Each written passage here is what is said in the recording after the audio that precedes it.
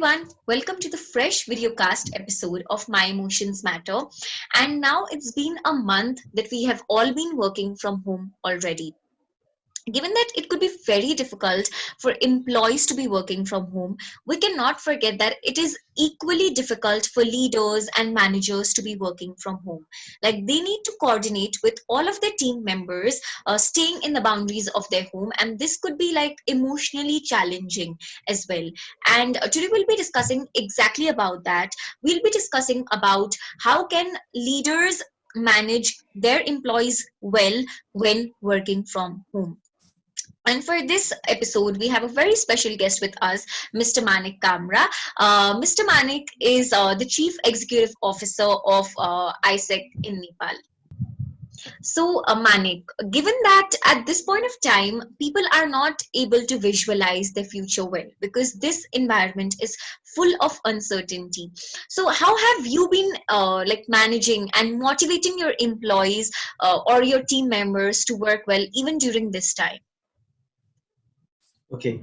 Hi, Mahima. Thank you so much for having me. And before I start, I would really like to appreciate whatever you and your organization, My Emotions Matter, has been doing. It's really wonderful. And again, thank you so much for having me. For your question, to be honest, the vision of our organization is peace and fulfillment of humankind's potential.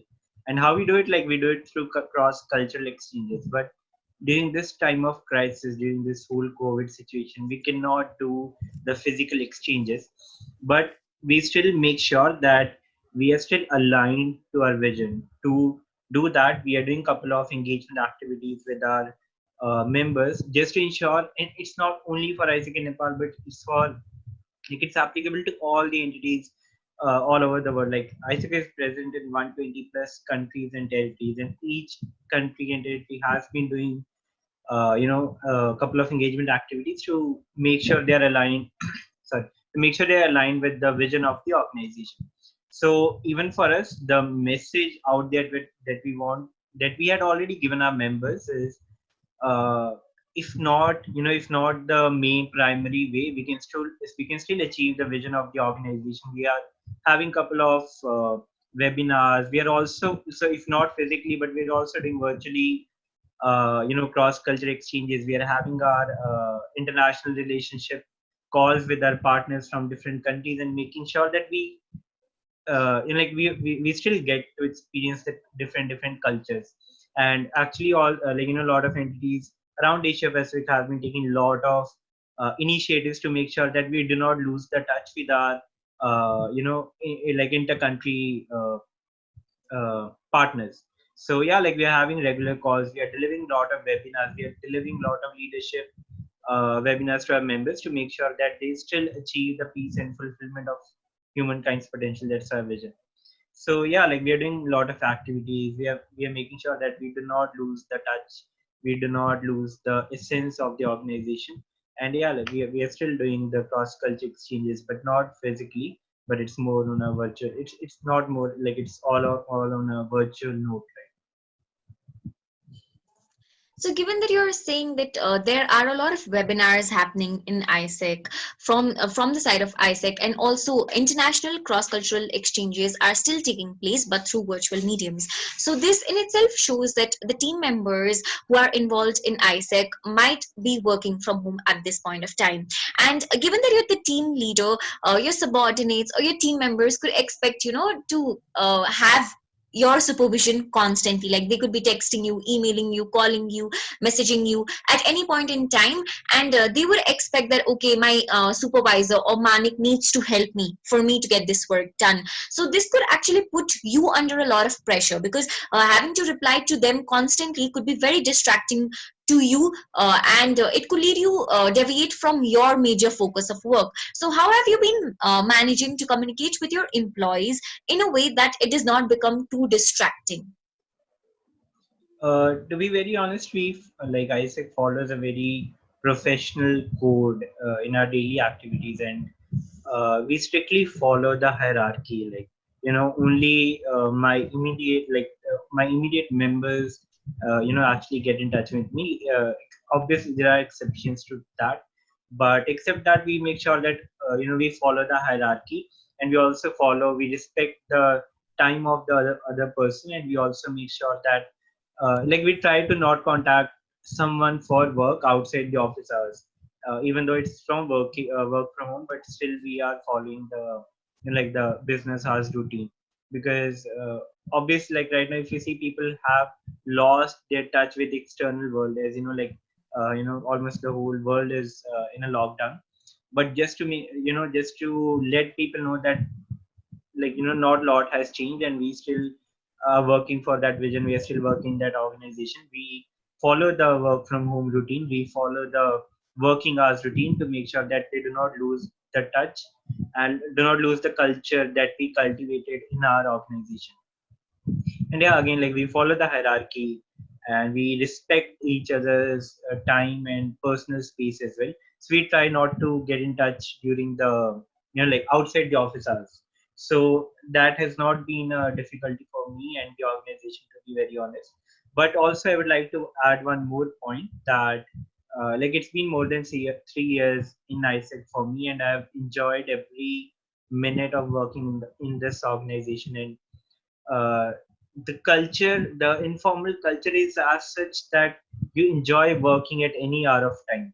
And then we also believe that, leadership and the peace and fulfillment of humankind's potential can happen at any hour of time. And then obviously, because we have a lot of international partners and we work in very different time zones, yes, we have to adjust sometime for other people.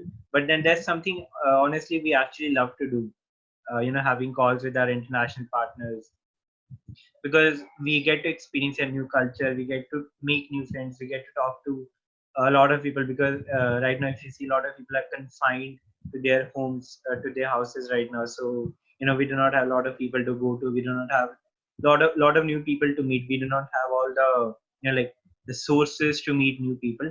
So this is how we are engaging our membership. And but then this is something we actually enjoy. And but when it comes to, like, strictly professional work, we make sure that we are doing it during our office hours.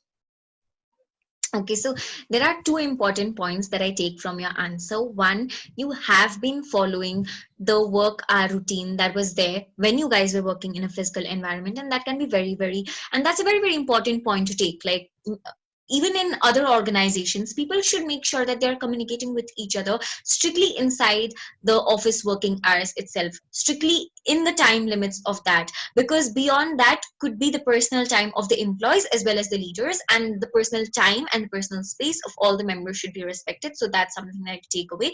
And the second thing that I take away from your answer is that it is very important that during these situations of crisis, you actually know how important it is to love your work, because when you love your work, you are able to adjust, and you're able to, like, tweak your ways so that your work continues, and so that your work keeps on going forward. So this again, this situation has brought us to a point where we now realize that it's so important to hire people who love what they do, and how important it is to love your work. That's a very, very important point. And as you were talking about informal culture, I have personally analyzed AIESEC culture in a very deep manner. There's a whole case study that the team of My Emotions Matter has developed on AIESEC's culture. So they have this phenomenon where they do emotional check-in with their employees. So through emotional check-in, they actually assess the emotional level of all the team members. And this was something really interesting that we found. So Manik, to make it clear for our audience, what is this culture of checking in at AIESEC? Could you please explain? Definitely, Mahima. So basically, whenever we start a meeting, so for example, if our meeting is at 4 p.m. in the evening, so like, the more than half of the day has already passed. And all our members may have gone through a lot of different kind of things, maybe different kind of emotions, different kind of challenges. Okay, so to transit from that, all those emotions to the, to the flow, to the momentum of the meeting. Because whatever meeting we have, it's definitely important, because if it's not important, then it's not a meeting. Okay, so we make sure that people are in their right state of mind during the meeting. If they're not, we try our best to adjust, so that, because in AIESEC, more than anything, our people, our employees, I won't call them employees, but our members, they matter the most. Okay. So whenever we start a meeting, before that we have 15-20 minutes agenda called check-in. So when we start, we have a couple of questions in which we ask them how are they doing. Like there are a lot of questions. I'll give you examples. For example, uh, uh, would you rather not touch a human, or would you rather not touch any electronic device? So like it's a, maybe people find this question a very dumb question, but if you analyze it, you can actually know the behaviors and preferences of your members, that what do they prefer. Do they prefer technology, or do they prefer personal touch of a human? Okay. I'll give you another example. Recently we had a question that, if you're leaving your house in an emergency, or maybe if your house is on fire, what are the three things that you'll definitely take with you? So this also tells what are the most important things that our members, like our team members have with them. So like the main objective of this is to understand what kind of and then there's a third question. I think it's kind of compulsory question that we keep: your happiness meter. If it's 10 out of 10, or some people also answer if they are really happy, 11 out of 10, 12 out of 10. Or then people, if they are not really happy, then they answer 6, 5, 4, or maybe also in negative. So make sure that we make sure that we ask, okay, if it's 10 out of 10, 11 out of 10, 12 out of 10, why is that? If there's something happy thing, then you can share with us. And if there's something, if they're feeling under the weather, or if they had a fight with their friends, with their boyfriend, with their girlfriend, with their parents, then we make sure that they share that with us, so that during the meeting, whenever we deliver our agenda, we make sure that we keep that in mind. And for example, if someone is really low, we there are also chances that we may postpone our meeting and talk about that stuff. And if there's something going on in the team, that it's sometimes like addressing the elephant in the room. So if there are these kind of things, then that comes out in the check-in. And then we kind of postpone other things and talk about these things, because if people are not in the right state of mind, in not the right intent for the meeting, then it's very important to see the root cause, understand what's going on, and talk about that stuff. Because I think one of the most important things for any human being is to be expressive, because where there is less expression, there are a lot of there's a lot of oppression.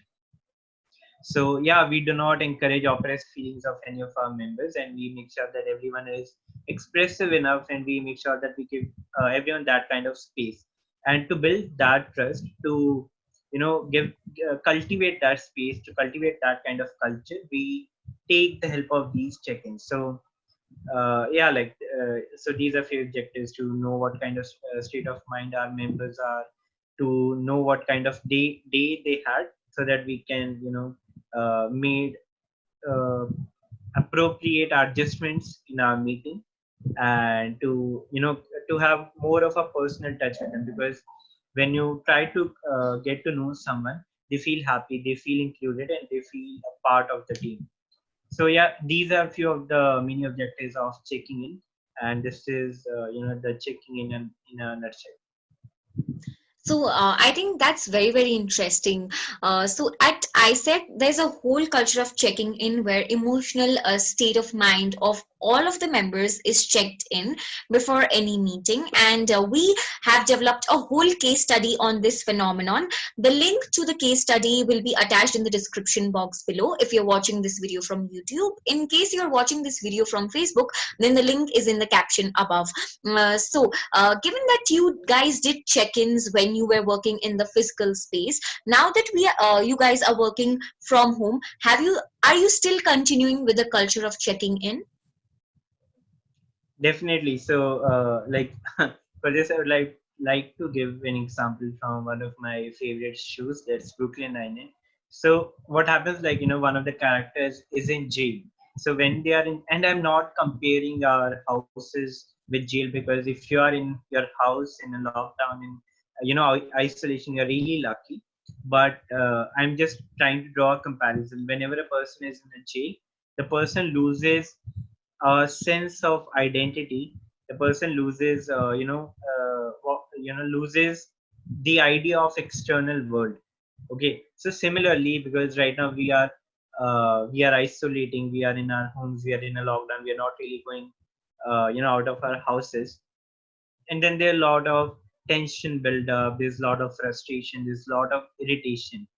And then whenever we have meetings, and if a person is frustrated or if something has happened in their house or in their homes, then it's really difficult for that person to be productive during the meeting. To make sure this does not happen, we are continuing our routine of checking in during before a meeting.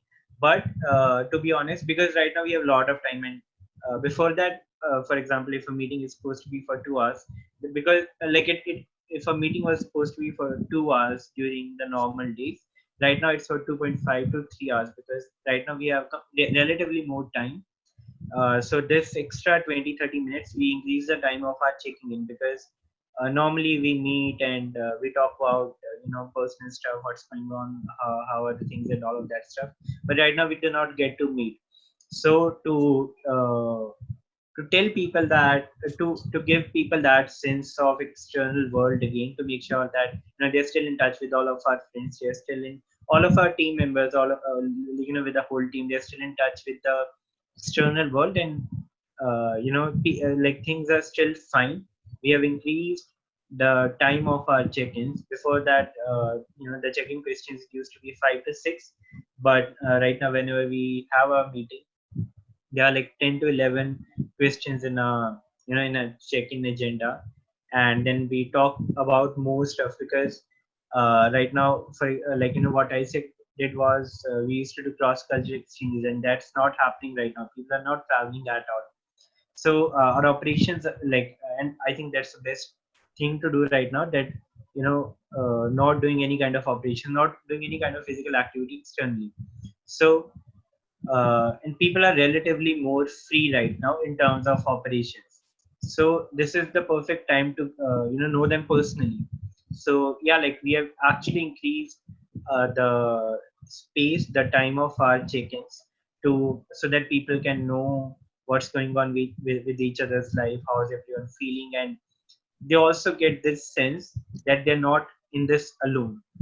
When you're talking to 10 of your if your team is of say 10 people, and all of you are talking about similar things. Okay, I had a fight with my mom, I had a fight with this, I cooked this today, I read this book, I watched this series, I miss going out, I miss having junk food and all of that stuff. People actually realize that they're not in this alone. And that kind of gives you a hope, kind of gives you a reason to keep on going, kind of gives you a reason to understand, to explain it to yourself that it's gonna be fine, and the whole world is in this together, and we are not alone. So yeah, during this time we have increased our check-in timings, we have increased the questions, because we think this is the perfect time to know your team personally and to check upon them. Because right now I think more than any time, this is the time where people are emotionally messed up. So yeah, we make sure we check up, we check on them, we make sure that we talk about random stuff, and they feel included. So yeah, that's what's going on in AIESEC check-ins right So that's again very, very interesting. As Manik has already stated, this could be a very stressful time for many of us, and it's very important for team leaders to ensure that their members are feeling emotionally connected as well. And in AIESEC, like they have not abolished or they have not ignored the culture of checking in, but rather they have focused on accommodating the culture at this point of time, and they've in fact increased the time duration of their checking ins. So this is something very, very interesting, and this is something that I think everyone can learn from, because it's very, very important for all the team members to feel connected. Right now we are not in a position where we could see each other and have those informal chit chats like we did at our office. So it's and at this point of time it can be very easy for us to lose emotional touch with each other. But through the culture of checking in and through the little steps that you take to know your members on a personal level, you can make sure that that emotional connection is not lost. That's really interesting to hear. And having said that, as you already stated, different members could be like living in very different family environments. Some members might have a very difficult time adjusting with their family members, or fulfilling the family responsibilities, whereas some others might be going through an extreme pressure to spend a lot of family time. So how have you like been managing to give that levy to your employees where they can accommodate working from home in a way which is emotionally comfortable to them? For like the working hours of our organization, we are very flexible, and we are given a flexible working from home hours. So right now we are not actually considering any hours to log into the organization, but it's more of whatever work we have, we are gonna complete that, because more than anything we align to the vision of the organization. That's the reason we are in the organization. So we make sure that like we do not actually work by the hours, but we work by the vision of the organization, by the culture of the organization. So very first thing is, like, we have given everyone very flexible working hours. You can do your stuff during day. If your sleeping cycle is not, like really messed up, if you sleep at 6 7 in the morning and wake up in the evening, like you can still work. You can still work in the evening. You can work throughout the night. It's your choice. So we are not really tracking our members on what in which hours they are working, but what we are tracking actually is if they are getting their work done. Okay, that's the first thing. Second is, and I'm talking for the like whole AIESEC in Nepal, all the membership. We are delivering webinars. Okay, I'll give you an example. I'll give you the perfect example for this. Something that has happened with us right now. We used to have our webinars at 7 to 8 p.m. in the evening, and then so after every session we have a form. Okay, we have a Google form that's filled by all the attendees of that webinar. Okay, and then in that we take a lot of feedbacks on how is the session, what can be improved, if they have any problems, if they want us to change, add or remove something, or if they have any general suggestions for us. So in first 2 3 webinars, we had a feedback. We had a common feedback that the 7 to 8 timing was not really good, because during this time it was a lot of people have to cook their dinner or have their dinner during this time. So they told that it was very difficult for them to join the webinar. Like they kind of had to go against their parents to attend that webinar. So we got that feedback in first 2 3 during the feedbacks of first 2 3 webinars. And for the next webinars, like next week webinars, we made sure that we change the timing, because majority of people wanted to change the timing. So right now we have changed our timings to 11 to 12 in the morning.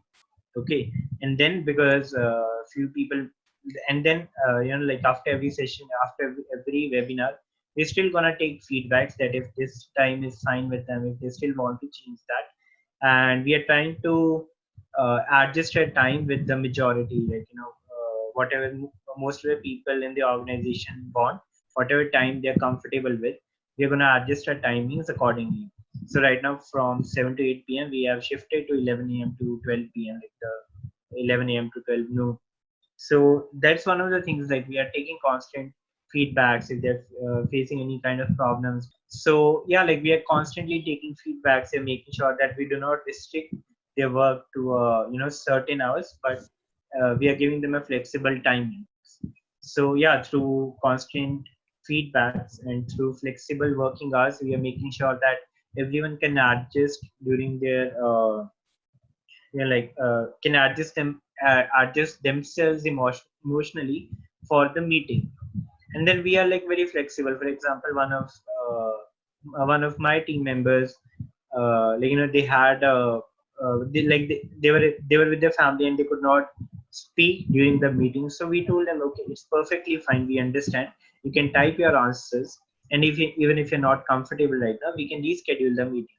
So yeah, like they typed all of their answers, they typed all of their points. So we are flexible in these terms, because we, because all of us, because ISEC is a student, youth run organization, student run organization, and we definitely understand we have a lot of, like we have to do a lot of adjustments, we have to see a lot of aspects in our life. So yeah, we are flexible in these terms, and we take constant feedbacks from all our membership on how we can improve. So that's what we are doing right now. So I think there are two key takeaways that I take from your answer. One, you guys are not micromanaging at this point in time.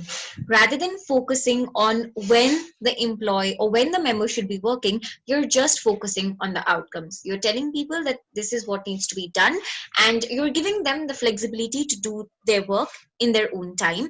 And the second thing is continuous improvement through feedback. So as a leader, you guys are making sure that you're taking constant feedbacks from your employees about how they are feeling about working from home and how they are feeling doing works at certain times. And on the basis of the feedback that they provide, you're making sure that adjustments are made so that everyone is feeling comfortable and is in the right state of mind to do the work of the organization. Hence, continuous improvement is very important, even from the side of the leaders, so that their employees can feel valued, wanted, and comfortable when doing their work. Thank you so much, Manik, for your opinions. Thanks a lot. So, is there anything else about this topic that you'd like to say before we move towards the end? Nothing, Mahima. Actually, you have covered all the important aspects of us checking in, and how we are adjusting, how we are adapting to this new environment, new situation, and how we are actually cultivating leadership in the face of crisis. So I think we have covered almost we have covered pretty everything. So yeah, like just a small message from my side, just a small message from my side and from the organization. We really want people to maintain social distancing, but also make sure you're checking up on your members every day. Just make sure that you try to cultivate this culture of checking in your organizations. They can definitely refer to your research, your writings, whatever you're going to publish on the the culture of checking in ISEC. So that's, you have done a very commendable job, and I would suggest everyone to go through that and make sure they try to integrate this culture in the organization, because that's really working well for us. So yeah, that's what I have to say, and thank you so much for having me. Thank you so much, Manik. And as Manik has already stated, it is very important for us to maintain social distancing at this point of time, but social distancing does not have to mean emotional distancing as well. We can be emotionally connected when distancing ourselves socially. So there's a whole case study that we have done on how can people feel emotionally connected in their work environment. And this case study is based on ISEC's work culture. The link to the case study is in the description box below or in the caption above. Please refer to it, guys. Until then, stay safe, stay protected, and do maintain social distancing. Bye.